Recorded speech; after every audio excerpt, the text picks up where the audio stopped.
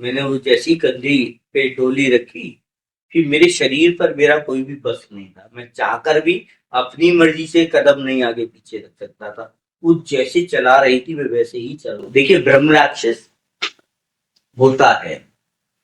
जो लोग ये कहते हैं गलत है, वो सब मूर्ख हैं।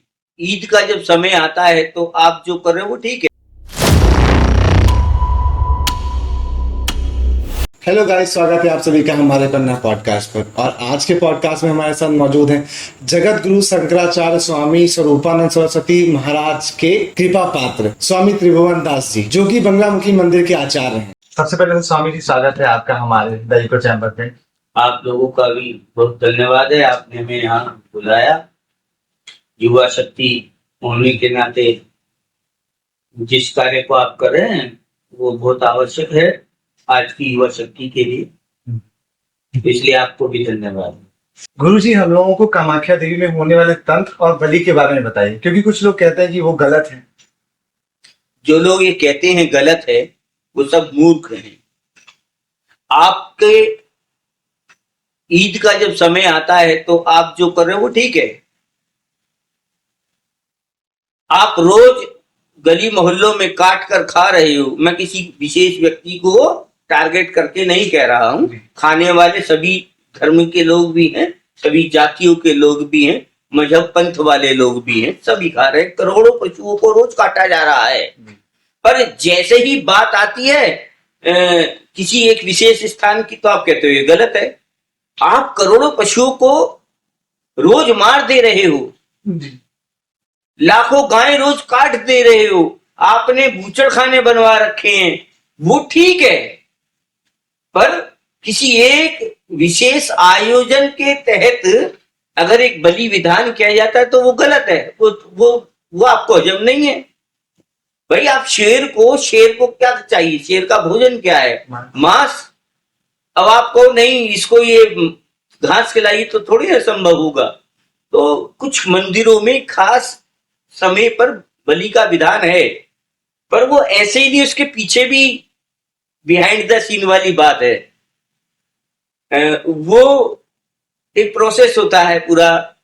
ये नहीं कि कोई भी पशु को पकड़ा और लगाया और काट दिया, ऐसा नहीं है। वो तो गलत है। जो लोग इस तरह से करते हैं वो हम उसका विरोध करते हैं, वो गलत है। बलि का एक विधान है और उसमें भी कई तरह की बलियां होती हैं। जैसे देवी को जिंदा चढ़ा दिया और मंत्रों द्वारा बलि भगवती ने स्वीकार कर दी, उसका संकेत मिला। उसे काटा नहीं जाता, उन्हें छोड़ दिया जाता है।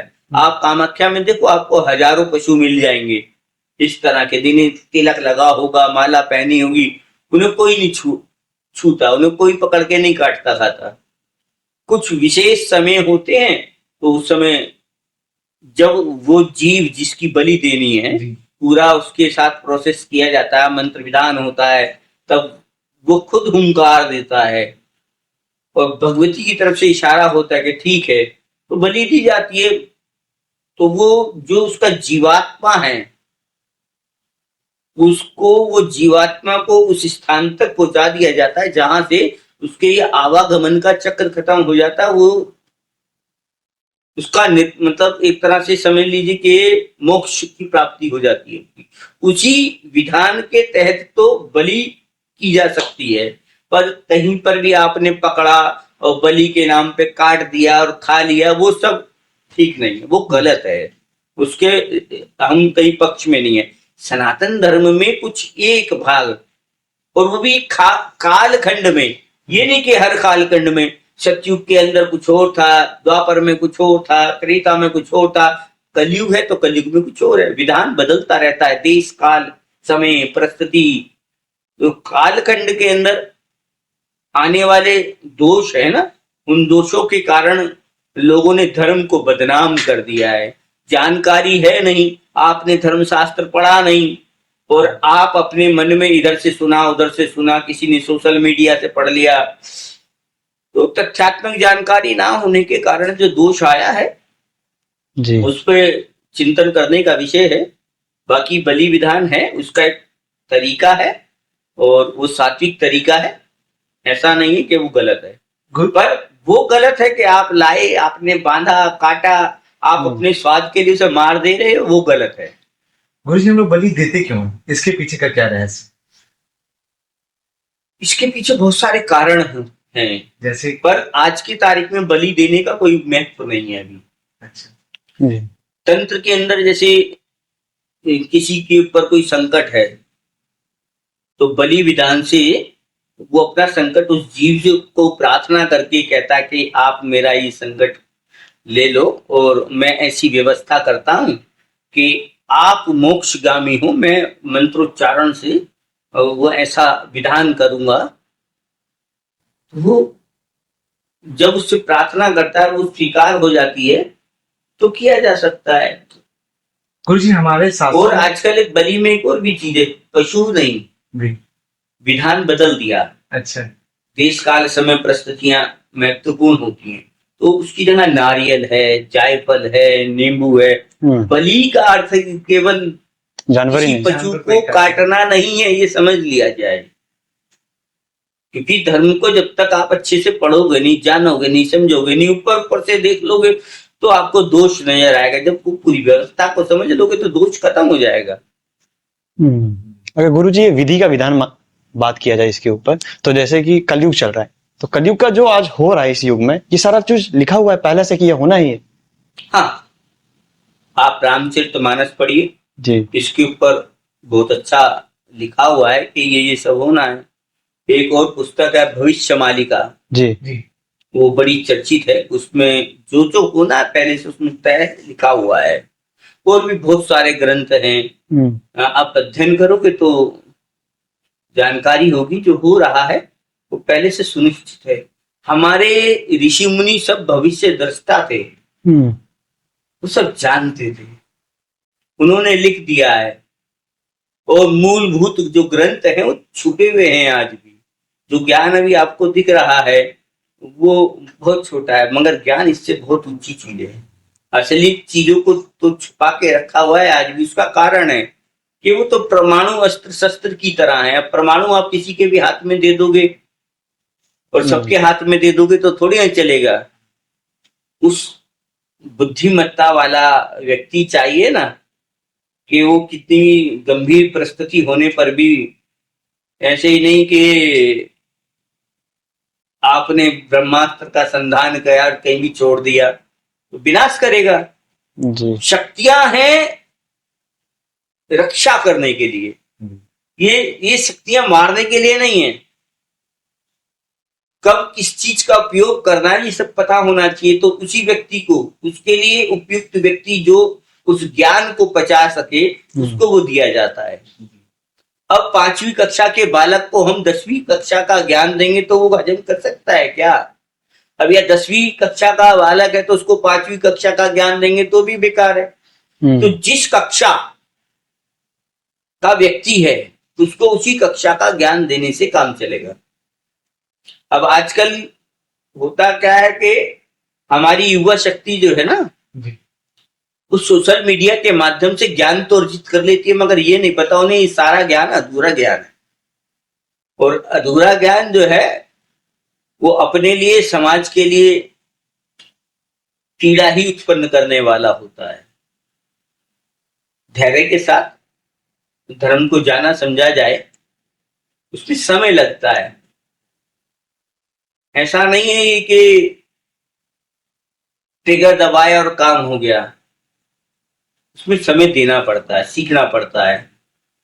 जैसे गुरुजी एक ब्लैक मैजिक होता है और एक ना जैसे कि किसी के ऊपर आत्मा चढ़ना या भूत पकड़ लेना कहते हैं हम लोग अपने अपने लोकल भाषा में।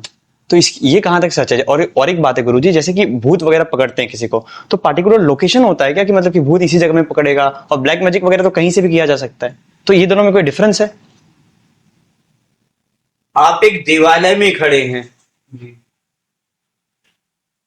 उसका अनुभव, और फिर वहां से निकल के आप शौचालय में जाकर खड़े हो जाएं, उसका अनुभव क्या एक होगा? नहीं। ठीक यही स्थान महत्वपूर्ण होता है। अच्छा। तो जहाँ नकारात्मक शक्ति का वास है उसे आप भूत, प्रेत, पिशाच, बेताल इत्यादि इत्यादि कह सकते हैं। जी। अलग अलग लोग अलग अलग भाषा का प्रयोग कर सकते हैं। या उसे नकारात्मक सकारात्मक 2 शब्द दे सकते हैं। जी। ये आप तय कर लें, आपको क्या कैसे समझ में आएगा। तो जैसे देवालय और शौचालय की ऊर्जा है अलग अलग है। 50 कदम पे देवालय है, 50 कदम की दूरी पे शौचालय है, पर दोनों की ऊर्जा तो अलग है। आप देवालय में प्रसाद तो खा सकते हो, पर क्या आप शौचालय में जाके भोजन करोगे क्या? नहीं करोगे। बहुत सीधी बात है। तो स्थान की जो ऊर्जा होती है वो महत्वपूर्ण होती है। आप मंदिर तो सब जगह है, शिवलिंग सब जगह है, मगर महाकाल ही क्यों जाना चाहते हो? आप केदारनाथ ही क्यों जाना चाहते हो? आप बद्रीनाथ ही क्यों जाना चाहते हो? क्योंकि वो जो ऊर्जा है ना, उससे आपको जोड़ना है, वो खास खास जगह पर है। जैसे गुरुजी, हम लोगों ने भूत और प्रेत के बारे में कई कहानियां सुन रखी हैं, बट हमने कहीं ना कहीं ब्रह्म राक्षस के बारे में उतना कुछ सुना नहीं है। इसके बारे में कुछ बताइए। ब्रह्म राक्षस या ब्रह्म राक्षस? ब्रह्म राक्षस।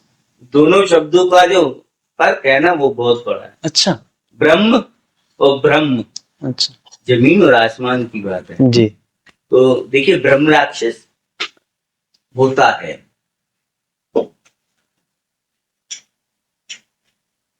जो कोई ब्राह्मण देवता, जो ब्राह्मण है, कोई शरीर में बड़ा पूजा पाठ इत्यादि ये सब करता है, किसी कारण से उसका मोक्ष नहीं हो पाता, तो उस योनि को पा जाता है।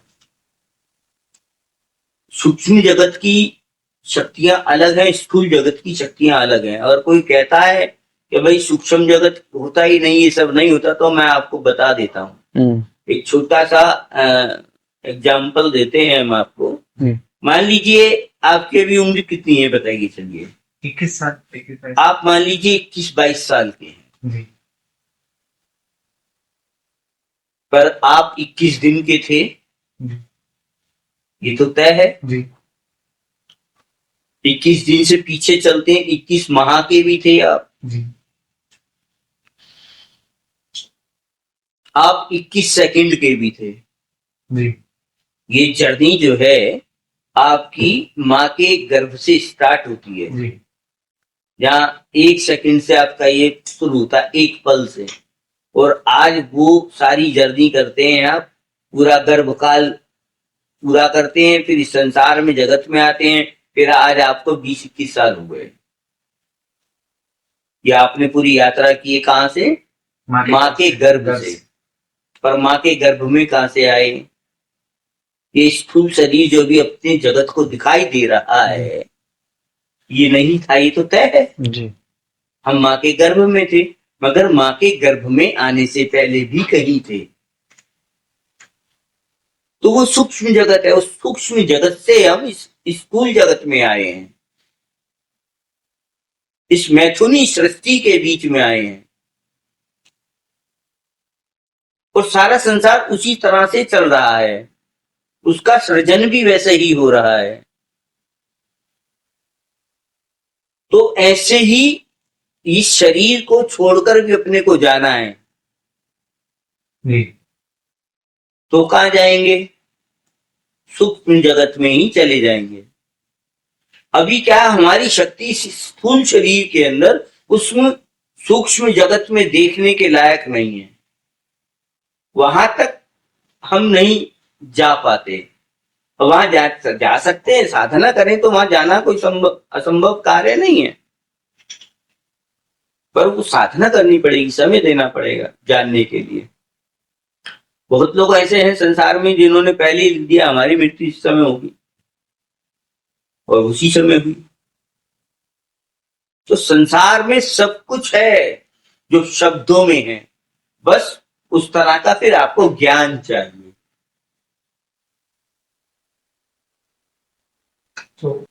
गुरुजी, जैसे ना हम लोग सुनते हैं कि किसी के ऊपर आत्मा चढ़ गया है, भूत पकड़ लिया उसे, तो जैसे पंडित जी होते हैं वो लोग बात करते हैं, तो वो लोग उस भूत से बात करते हैं। तो कभी आपके पास ऐसा पहाड़ों पे चले जाइए, आज भी वहां देवता जागृत है, लोग देवता जागृत है। आप पंडित जी थोड़ी सी पूजा करेंगे, पेट पूजा चढ़ाएंगे, तो देवता आ जाएगा। उसका अनुभव करना हो आपको तो पहाड़ों पे उत्तराखंड में देव डोली आती है। हम भी ऐसे ही थे आप जैसे, जैसे सवाल है आपका। तो हम एक कार्यक्रम में गए देहरादून, जी।